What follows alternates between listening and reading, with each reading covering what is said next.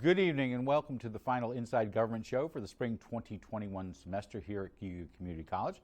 This is a show that's broadcast on Spectrum, Verizon, Fios, the Auburn Regional Media Access, better known as ARMA, as well as Win 89.1, the college's radio station. I'm your host, Guy Cosentino. Yes, I did say it is the final show of the semester.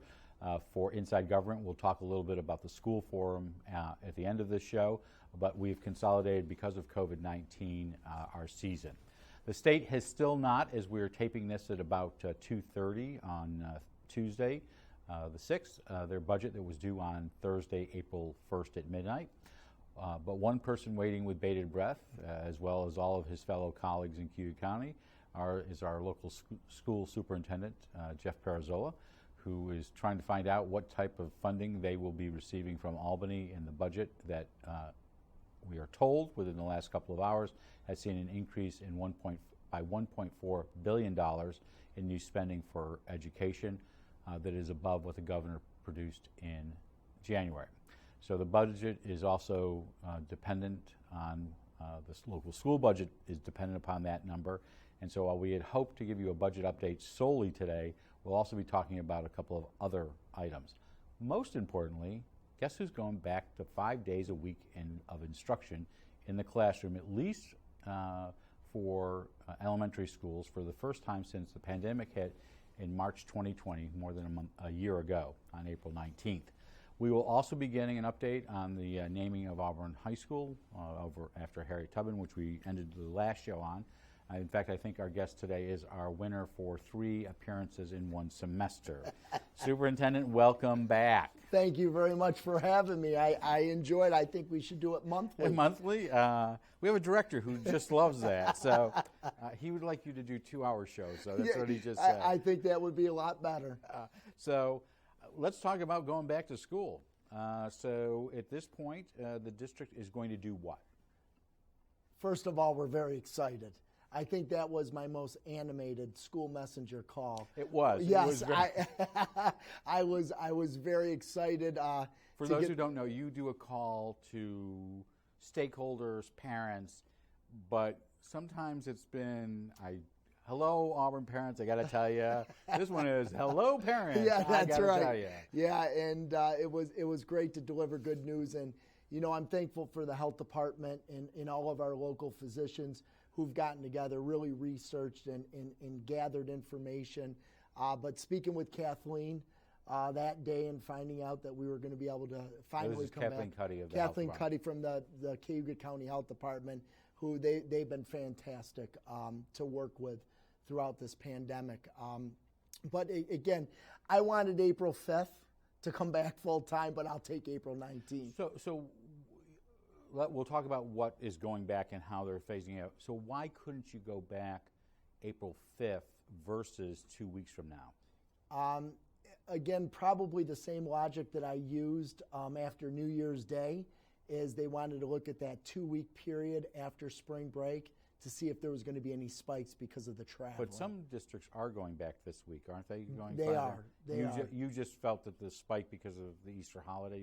Yeah, the health department really wanted to wait that 2-week period just to monitor any spikes. So we're keeping our fingers crossed that there will be no spikes within the next couple of weeks, so it won't push back our starting date of April 19th. And did you have one of your question was, did you have any notice requirements for your unions that you had to give them any notice on going back?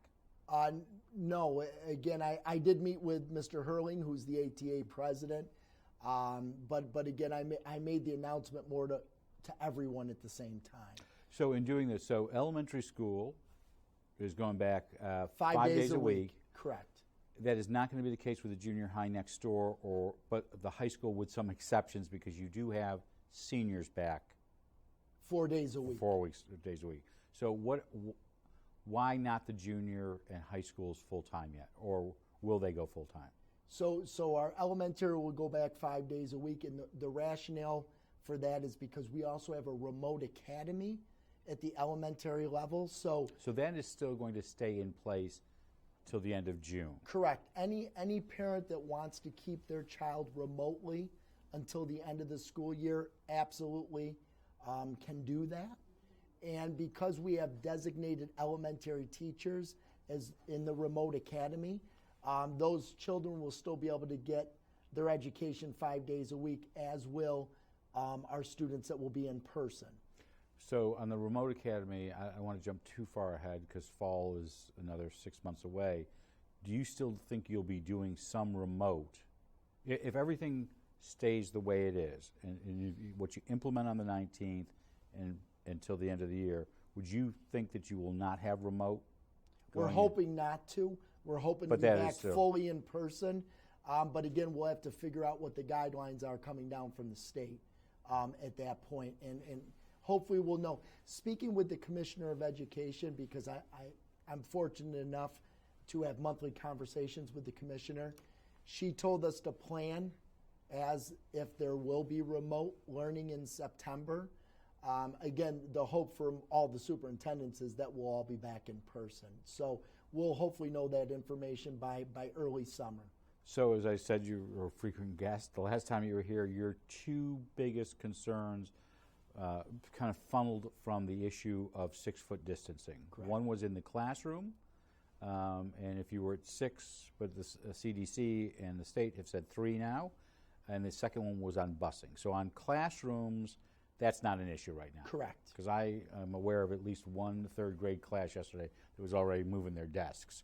You most likely get a labor filing on that because they were ready to go back and do that. So that issue has been resolved in the classroom. Are you having to buy shields? That was one of your cost concerns at one point. It was. No, we do not have to have the desk shields. I did purchase 500 of them for staff members, so that if students want to come up to teachers' desks, they can have the shields right on the teacher's desk. So this would be similar to whether you're at a bank or almost anywhere else out there. So the other issue was busing. So your concern was that you could only use maybe only 20 seats where you most likely may need 30 or so from there. Has that, removing this from 6 to 3, solved that issue as well? So again, yeah, we in a 66-passenger bus, we could only put 22 students on. We are going to go to 44. We're still not going to go to capacity. And most of our bus rides are 15 minutes or less, but we do have some that are way out that are longer. We will continue to rotate children, so nobody's ever sitting next to anybody for more than 10 minutes. When the bus comes to a stop, of course. Right. And thank you. And will they have shields in those? No, they will not have shields because that becomes a safety issue if they have to exit the bus quickly. So the other question that comes up for parents right now is the issue of daycare, and that's always been an issue even prior to March of 2020, but many of your elementary schools had a Y program so that parents could have what I would call, I don't think I'm using the right term, but wraparound care from 3:30, let's say, to 5:30. Will that be ready to go back into school by the 19th as well? Yes, it will be. Camille Johnson, who's our assistant superintendent for pupil personnel, she is working with the Y, with BTW, and our principals to make sure that, because of COVID, there's limited numbers of students that are allowed in classrooms. So we're making sure that we have that all set up by April 19th. So yes, we're going to continue our after-school programming. And so any parent who's listening now, how should they take advantage of that? I would go through their building principal. Okay. So I want to just quickly talk about fall because I want to get to money, because the original reason we were going to have you on here was to talk about budget. Right. This is the traditional last show we do, which is about your school budget, which is May 18th, if I remember correctly. So so when it comes to fall, we talked about you want to be 5 days a week, and I'm assuming you're thinking junior and high school will be back at 5 days a week at that point too? Oh yeah, I hope so, yes. Do you see junior and high school being back to 5 days before the end of this year? No, because again, we're allowing students to stay remote until the end of the school year. The difference between elementary and high school is the remote academy at the elementary school. So you don't have that option. Right. At secondary, it's more self-directed. And you have capital programs that are in their second summer now, correct? Correct. This will be the big summer. So will this have all the air handling systems will be completed by fall? Is that the game plan? We are going to be working on the 4 elementary schools, and they will be completely renovated this summer. There's going to be a lot of work. So those elementaries, yes, their ventilation systems will get done, and their front openings. And have you had to upgrade those air handling systems to comply with now what the CDC has said on their, I want to say the federal government, I won't say CDC, but there's been suggestions that you have to have better air handling systems. We've seen it with airlines, we've seen it with others. Is that something that's driven costs for you right now? Well, our filter system that we currently have really met the specs, Okay. so we were okay. The new specs. The specs that were sent out, no, our old specs actually met. We could use the same filters that helped prevent now, but COVID within from a- spread. We're going to upgrade them even more, yes. You are, okay. So do you think you go back to regular sports in the fall? We're hoping. We're Okay. hoping. So a lot of this is open-ended to seeing if we have a forced surge, Correct. what happens with variants and everything from there. So Pfizer, as you know, in the last week has said they have 100% faith in the vaccine for, I think, 15-year-olds and older. Do you see that? You can't mandate right now, currently under the law, a COVID vaccine. You can mandate, you do mandate smallpox and all the Correct. others, measles and all that. Correct. Do you see the state government intervening or the federal government, because they're the only ones who I'm assuming can, and requiring 15-year-olds and above to have vaccines? Well, and again, Governor Cuomo put that into law 2 years ago that every child had to have their immunizations. There were no more religious exemptions. Medical exemptions had to come straight from doctors. So this is a trickier one. So again, whether it comes from the state or federal government, they'll be the ones that they'll declare whether you have to have the COVID So vaccine. unlike we won't make a that. college, and we know many colleges right now, many Ivies are saying basically you will go out and you're either going to be vaccinated, you're not coming back on campus. You don't have that ability right now. Correct. So let's talk about money. Good money, first of all, because good money versus unknown money. Exactly. So the Biden administration got their bill through last month. Do you have any idea what you're receiving right now? We're receiving, and this is what we've seen in writing, is $9.8 million. And of that money, is that going straight to the district, or is it bypassing to go through Albany first? We do not know. Because I know in the budget bills right now, the governor had asked that be used for state aid purposes. Correct. I'm not wording it correctly, but it would count towards your state aid. The legislature looks at this stage, again, at 2:45 on Tuesday, that is not going to be part of that, correct? That is correct. We really don't know when we're going to get the money. We don't know if it's a phase-in, a 2 to 3 year phase-in. We do know that. So you don't think you'll have to at least spend it by July 1st of 2021? No, we're thinking. But that was a worry, though. Yeah, right. We're thinking it's going to be more of a 3 year phase-in.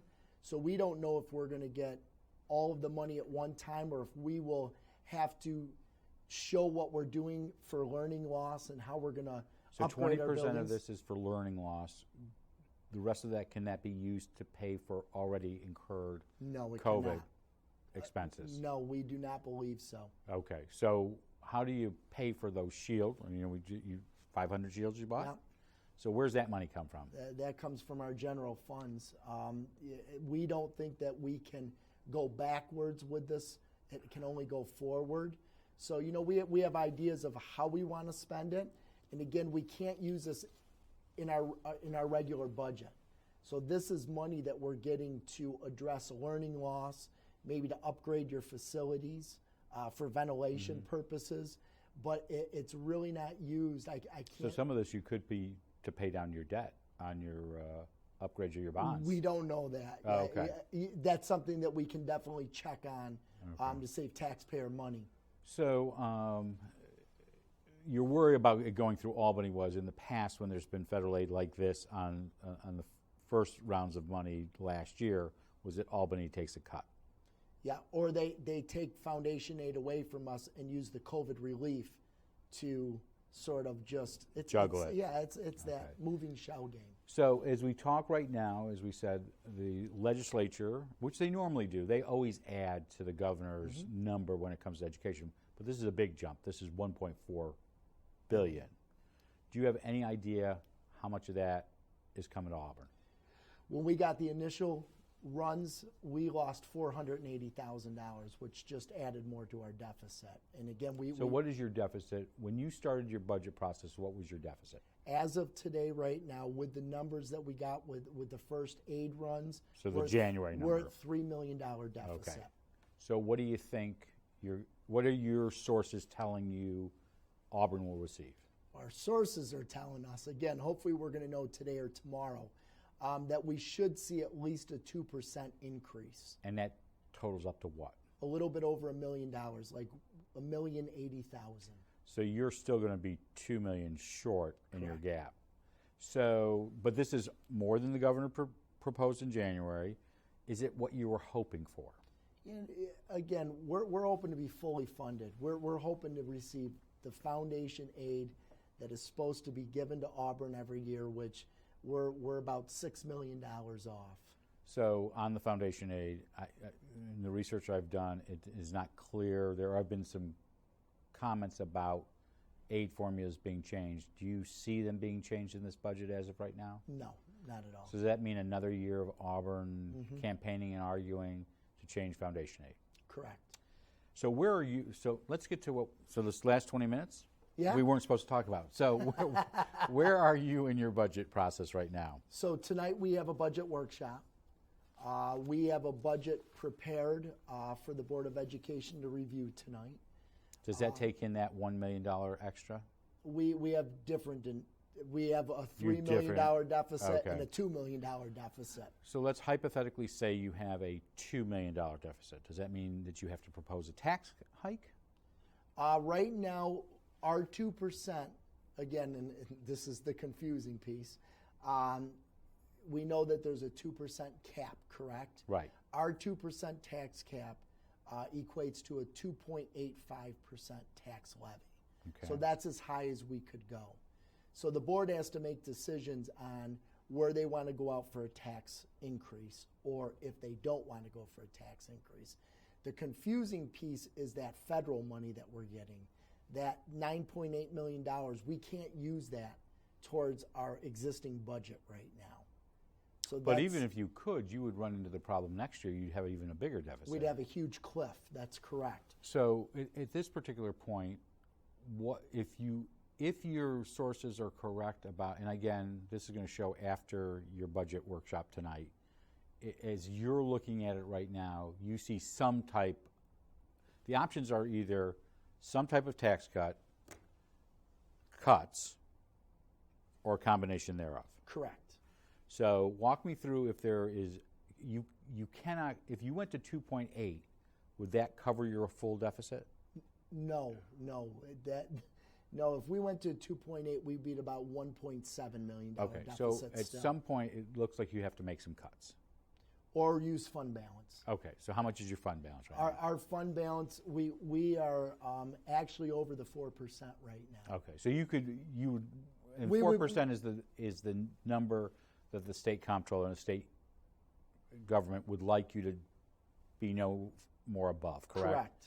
All right, so if you drain down to at least 4, what are you looking at your shortfall? We would be good. You'd be good, okay. We would be good. Okay, so you're not looking, so at this particular stage, but that would be that you'd have to do the full 2.8. No, we could go under the 2.8. Our fund balance right now is a little bit over 9%. We had a great rollover, and so what we did is because we knew.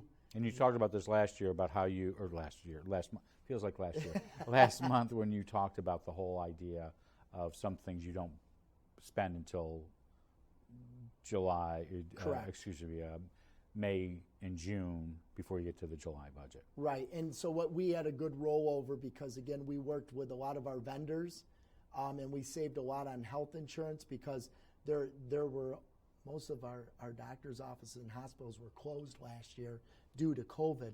So we took that rollover money and we just stuck it into the fund balance because, again, remember Governor Cuomo was telling us he was going to cut us 20% by December. Right. So we had that money saved just in case. And that money was because you saved that because of what again? Because of COVID. There were many reasons. We didn't have bus transportation going. Okay. So we saved on different vendors that we didn't work with. We did a budget freeze, and in our health insurance, we saved a lot of money because there weren't the surgeries going on, those type of things. So are you going to have any new spending in the budget as proposed right now? Yeah, we are looking at creating some new positions. Are they administrative? Are they educational? No, they're all educational. And do you see any areas where you're going to be cutting at this stage? No, not at this point. Are there any referendums that are going to be on the budget this year? Nope, just the budget referendum. So two last areas I want to cover are you have school board elections as well. Correct. How many? It's 3 people are up this year? Yes, that's correct. And who are they? Sam Jean Greco, Kathy Rhodes, and Ian Phillips. And do you see all 3 incumbents running again? They have picked up packets along with 3 other people, so we have 6 total. And so those packets are due, I think, also on the 19th. Yeah. That's your super day. And that's when your last session of spring sports starts as well. Can start practicing. Correct. Spring sports will be starting on the 19th so as well. So just go look for you anywhere at that. So petitions are due then. So somebody can still pick up petitions right now. Correct. And you have to get, is it still 100 signatures? No, we only have to get 50 because of the COVID. Yep. And you're asking the public to go to the polls on May 18th. What time will the polls be open till? They start open at 7 a.m. and they go till 9 p.m.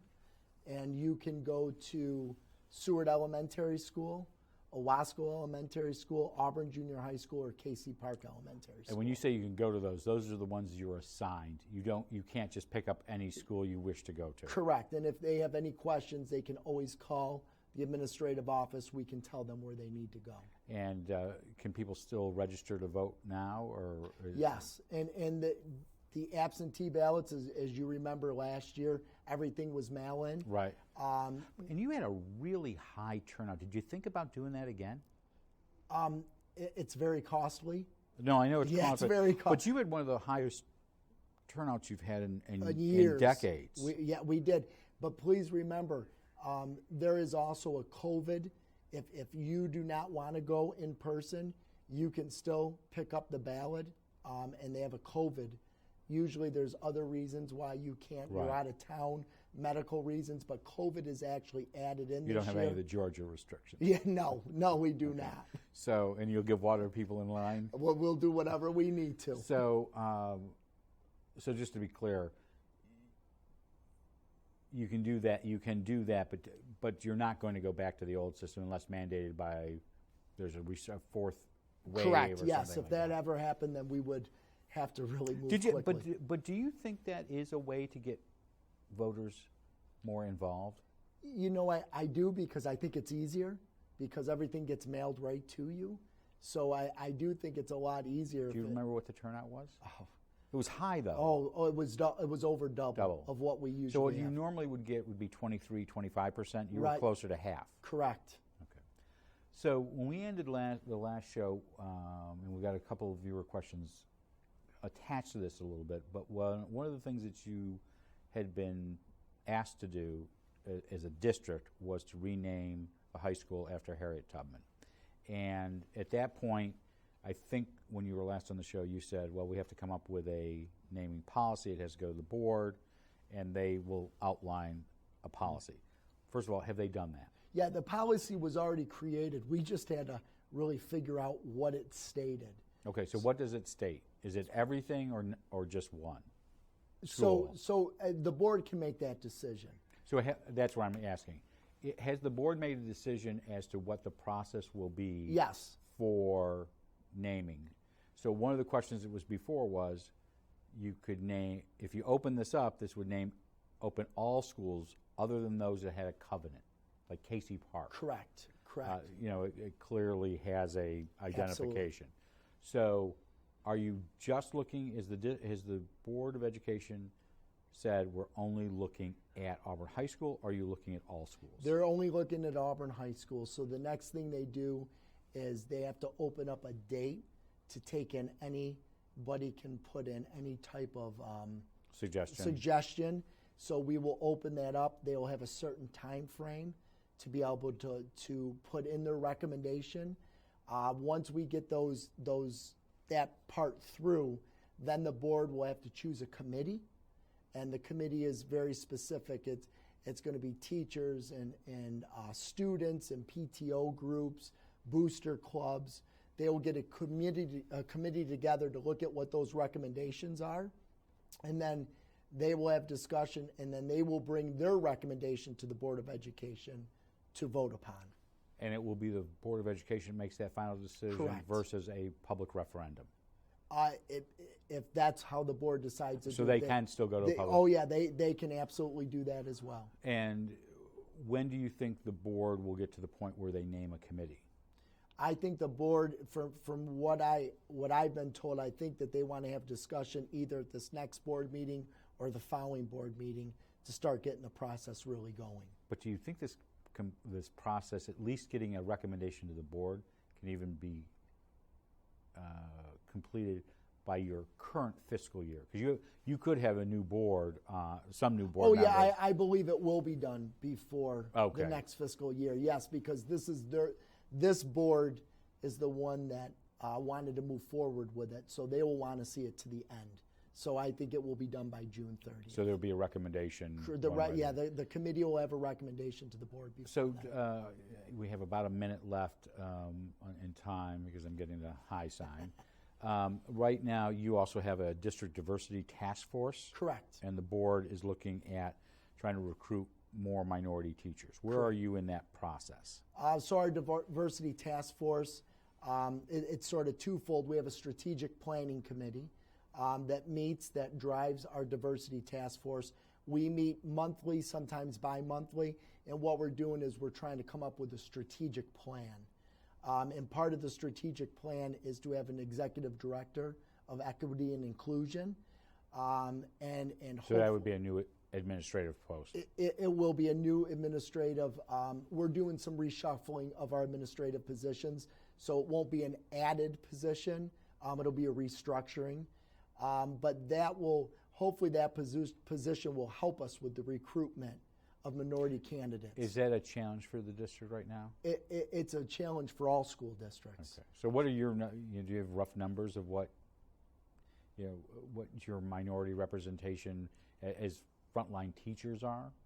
Actually I do, because I look at this, especially when we present to our diversity task force.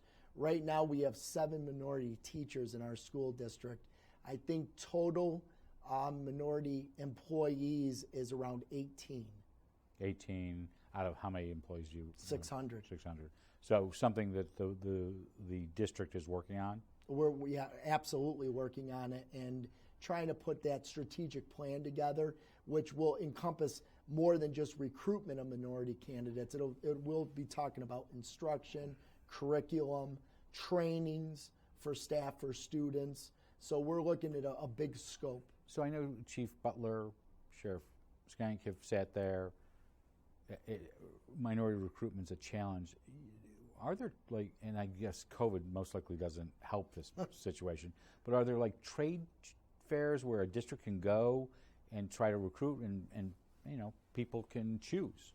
Yeah, actually we have, they're called TRDs, Teacher Recruitment Days, and we usually go to the Rochester, Buffalo, and Cortland areas. So you're competing against every 780? Oh, no. They come from all over the country. Oh. We have thousands of So it's not just the 700, 800 districts that are in New York. It's open to every state. So we have representation from every state there. Okay. Budget again, when can people go vote? May 18th. They're voting on the budget, no referendums? No other referendums. Just board members. Board members. Yeah. No, but it's board members and the budget. Yeah. And the budget. So there's no bond ordinances or anything. And the district will, I'm assuming, as they normally do, send out information. You're still in flux right now. We're early, but you're still in flux because you don't know what the state budget is. Correct. Okay. Correct. So I do want to thank you for your 3 appearances this semester. You've been on because a lot's been going on in the district. But our guest has been Auburn Superintendent of Schools, Jeff Pirozzolo. We want to thank him for giving this budget update and also talking about how they will return. You see the smile? Excitement. In classroom instruction 5 days a week on April 19th.